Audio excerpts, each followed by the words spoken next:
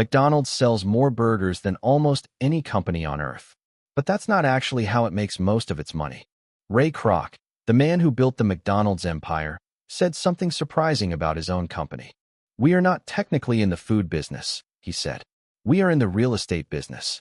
That sentence explains almost everything about how McDonald's actually makes money. McDonald's owns the land and buildings under thousands of its restaurants. Then it leases that property back to the very franchisees who run the restaurants. Every month, rent checks flow in, whether the burgers sell well or not. That's a business model closer to a landlord than a restaurant chain. So how did a burger stand in California turn into one of the biggest real estate empires in the world? To understand that, we have to go back to 1940 and two brothers in San Bernardino. Richard and Maurice McDonald ran a simple drive-in restaurant in California. They noticed something. Most of their profit came from just a few menu items. So in 1948, they stripped the menu down to burgers, fries, and shakes. They redesigned the kitchen like a factory assembly line. They called it the Speedy Service System, and it was revolutionary. Orders that once took 30 minutes now took 30 seconds. Lines of customers started forming outside their single restaurant. Other business owners across the country wanted to copy the idea. The brothers began selling franchise licenses to interested buyers. But they had no real plan for how to grow it nationally. Enter Ray Kroc, a milkshake machine salesman in his 50s. Kroc was stunned when he visited the brothers' restaurant in person. He saw not just a restaurant, but a system that could be copied endlessly. In 1955, Kroc convinced the brothers to let him franchise it nationwide. He opened his own McDonald's in Illinois as the model store. Kroc sold franchises aggressively, but the fees were small. The company was growing fast, but barely making any real profit. Franchise fees alone weren't enough to keep the business alive. Kroc needed a completely different way to make the business profitable.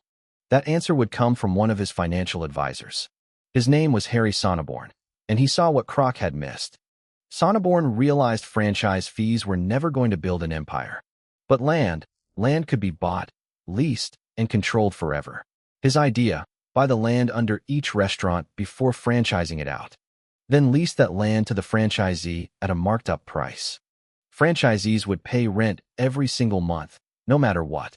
Sonneborn famously said this wasn't a hamburger business at all.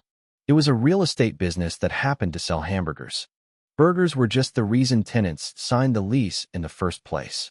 This single idea would completely transform the company's future.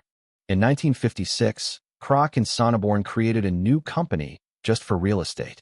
It was called the Franchise Realty Corporation. Its only job was to acquire land in promising locations, then build a restaurant on it, and lease the whole package to a franchisee. The franchisee ran the daily operations and took on the operational risk. McDonald's just collected the rent check every month, low risk, steady income. It was a landlord's dream, dressed up as a hamburger company. And it solved Kroc's cash flow problem almost overnight. Now McDonald's had two revenue streams instead of just one: franchise royalties and rent. That combination changed everything. Here's exactly how the McDonald's rent model works today. McDonald's charges franchisees a base rent every single month. On top of that, it takes a percentage of the restaurant's total sales. So the better the franchisee's restaurant performs, the more McDonald's earns too. It's rent that automatically grows alongside the tenant's success. Franchisees also pay an upfront franchise fee just to join the system, plus an ongoing royalty on sales, separate from the rent entirely. So a single franchisee is really paying McDonald's three different ways: franchise fee, ongoing royalty, and rent, month after month. That layered structure is what makes McDonald's so consistently profitable. But none of this works without owning the right land in the first place. McDonald's became incredibly picky about where it built restaurants. High-traffic intersections, growing suburbs, visible corners near highways. The company hired analysts just to study traffic patterns and demographics. A good location could mean decades of steady rental income. A bad location could sink an entire franchisee's business. So McDonald's often knew a neighborhood's future before residents did, buying cheap land early, right before an area boomed in value. That timing turned simple dirt lots into extremely valuable assets. Decades later, some of that land is worth far more than the restaurants sitting on it. Meanwhile, tension was growing between Kroc and the McDonald brothers. The brothers still owned the original name and collected a small royalty. Kroc felt held back by a partnership that gave him too little control. In 1961, Kroc bought out the brothers entirely for $2.7 million. At the time, it seemed like an enormous, almost reckless amount of money. Looking back, it was one of the greatest bargains in business history. With full control, Kroc could now expand the real estate strategy without limits. Franchise Realty Corporation began buying land at a much faster pace. Every new restaurant meant another piece of owned property on the books. The real estate portfolio was quietly becoming worth more than the burgers ever would. By 1965, McDonald's was ready to go public. Shares were offered on the stock market for the first time. Investors weren't just buying a burger chain, they were buying land and buildings. That real estate backing made the stock feel safer and more stable. The stock price climbed steadily for decades after the IPO. Early investors who held on became extraordinarily wealthy. Wall Street began to realize McDonald's wasn't valued like a typical restaurant company. Its valuation multiples looked more like a real estate investment trust. Analysts started studying its property holdings just as closely as its menu. The Golden Arches had quietly become a symbol of real estate power. Today, McDonald's operates in over 100 countries around the world. There are more than 40,000 McDonald's restaurants globally. And here's the surprising part. McDonald's itself operates very few of them. Around 93% of McDonald's restaurants are run by franchisees. McDonald's corporate mainly just owns the land, brand, and systems. The franchisees handle staffing, cooking, and daily customer service. This lets McDonald's grow enormous without hiring millions of employees directly. Franchisees take on the labor costs, the risk, and the daily headaches. McDonald's corporate just collects rent, royalties, and watches the numbers. It's one of the most efficient business structures ever built. So exactly how much land does McDonald's actually own? McDonald's owns the land under roughly half of all its restaurants worldwide.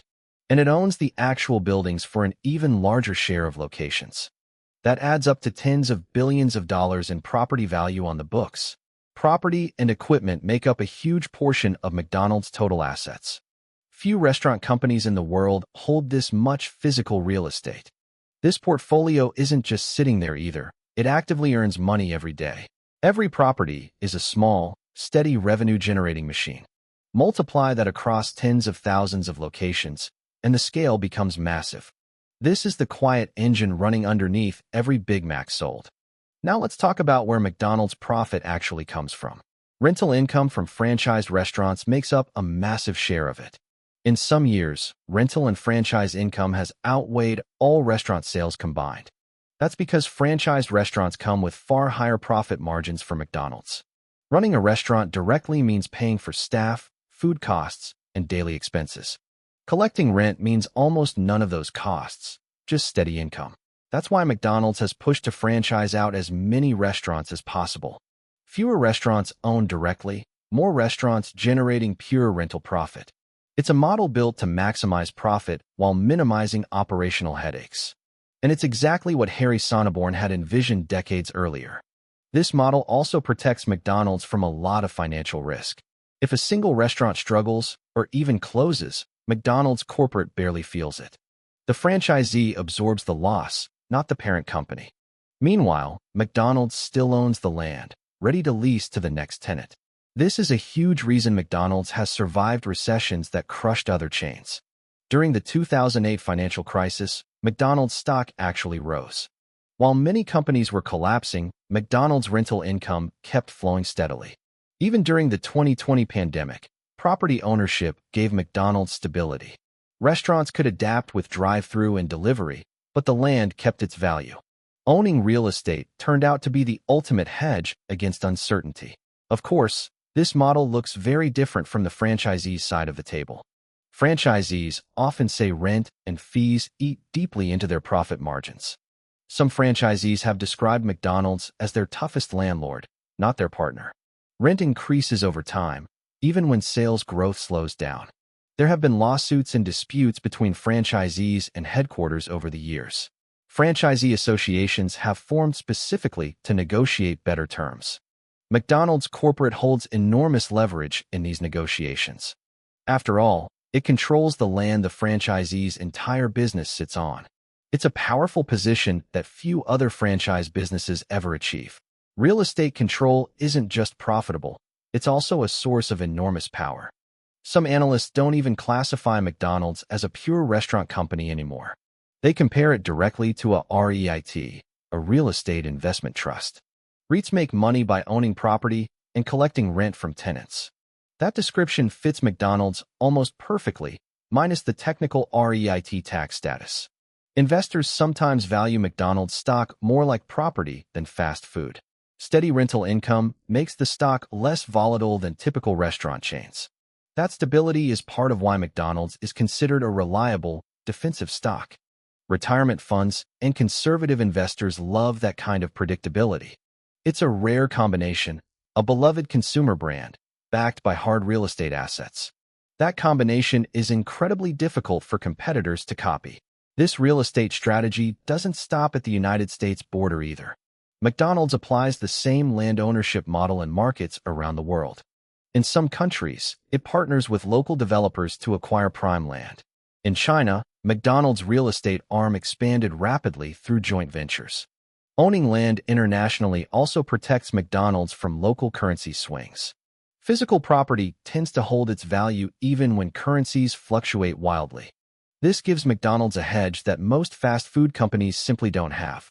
It also means McDonald's benefits directly from rising global property values. Every new market entered is really two investments happening at once. A restaurant brand expanding and a real estate portfolio quietly expanding with it. So how exactly does McDonald's pick the right spot for a new restaurant? It studies population growth, income levels, and daily traffic counts. It looks at how many cars pass a corner during rush hour. It studies nearby schools, offices, and highway exits closely. This isn't guesswork, it's a data-driven science built over decades. McDonald's has real estate experts whose entire job is picking these locations. Getting a location wrong can quietly cost the company for decades. Getting it right can generate rental income for generations. That's why so much thought goes into a decision that looks simple from the outside. A McDonald's sign isn't just marketing, it's a signal of real estate confidence.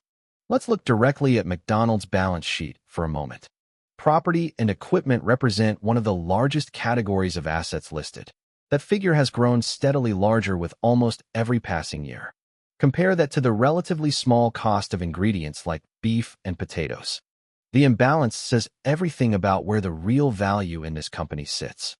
This is also why McDonald's can borrow money at very favorable interest rates. Lenders see billions of dollars in real estate backing every loan agreement. That collateral makes McDonald's one of the most creditworthy companies around. Cheap borrowing means McDonald's can buy even more property, even faster. It's a self-reinforcing cycle that keeps making the real estate empire bigger. Let's put some real numbers behind all of this. McDonald's generates well over $25 billion in annual revenue. A significant chunk of that comes directly from rent and franchise fees. The company's market value on the stock exchange exceeds $200 billion. That's a valuation built on brand power, but heavily reinforced by real estate. Profit margins at McDonald's are unusually high for a company selling cheap food. That gap between low prices and high margins is the real estate model at work. Shareholders benefit from both a growing brand and an expanding property empire. It's a rare business that wins in two completely different industries at once. Fast food on the surface, real estate underneath. The golden arches themselves play a surprising role in all of this too. That instantly recognizable logo drives massive, predictable foot traffic. Predictable foot traffic makes the land underneath that restaurant more valuable. So the brand and the real estate constantly reinforce each other's value. A strong brand makes weak land valuable, and valuable land strengthens the brand. This is part of why McDonald's real estate is worth more than a random empty lot. The brand adds invisible value that shows up directly in property prices. That's a rare kind of asset, part branding, part real estate, fully intertwined. Competitors can copy the menu, but copying decades of prime real estate is nearly impossible. That's the real moat protecting McDonald's from serious competition. Not everyone celebrates this model, though. Franchisee groups have filed lawsuits over rising rent and fee structures. Some accuse McDonald's of prioritizing landlord profits over franchisee success. Others argue the rent model forces franchisees to cut corners just to stay profitable. Labor costs, food prices, and rent all rising at once squeezes franchisees hard. McDonald's corporate maintains that rent reflects fair market property value. Critics counter that McDonald's controls too much leverage in that relationship.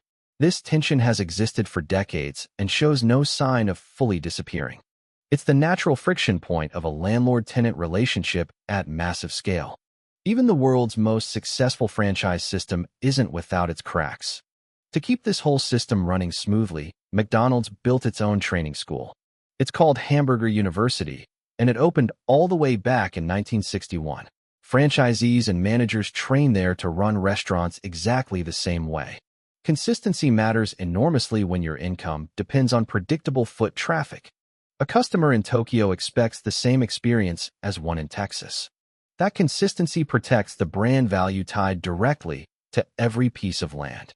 A failing restaurant doesn't just hurt one franchisee, it can hurt nearby property values too. So McDonald's has every incentive to keep standards extremely tight.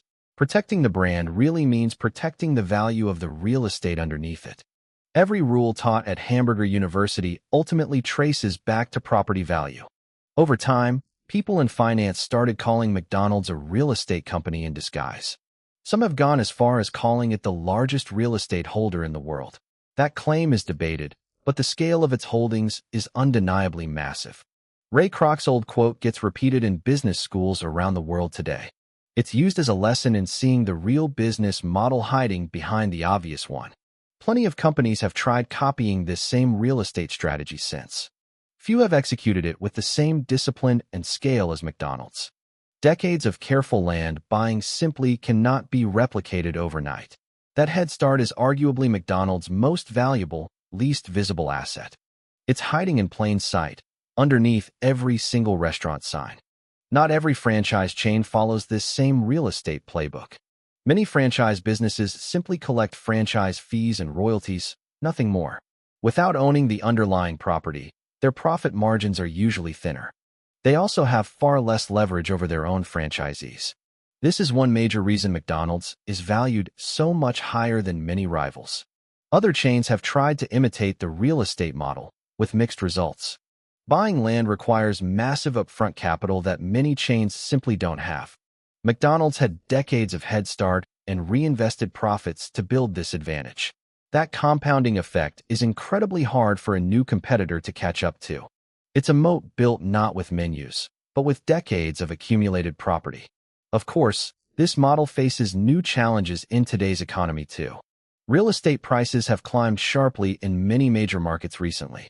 That makes acquiring new prime locations more expensive than ever before. Inflation has also pushed up construction costs for new restaurant buildings. Franchisees face higher costs too, which can strain the landlord-tenant relationship further.